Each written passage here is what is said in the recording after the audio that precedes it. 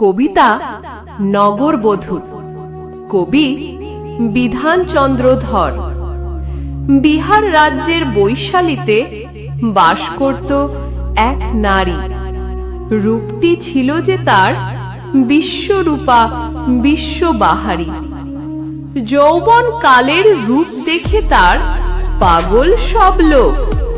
বিয়েটা যে তারে করবে সবে, এটাই সবার ঝোঁক। শিশুকালে তারে পেয়েছিল বাপ আম্র গাছের তলে। এই কাণ্ডটি দেখিয়া বাপে ভাষায় নয়ন জলে।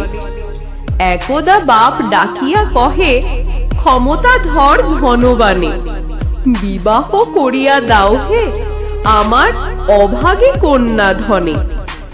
সভাসদ কহে, সকল পুরুষ তোমার কন্যা চায়, নগরবধূর উপাধিতে তারে সকলে যেন পায়।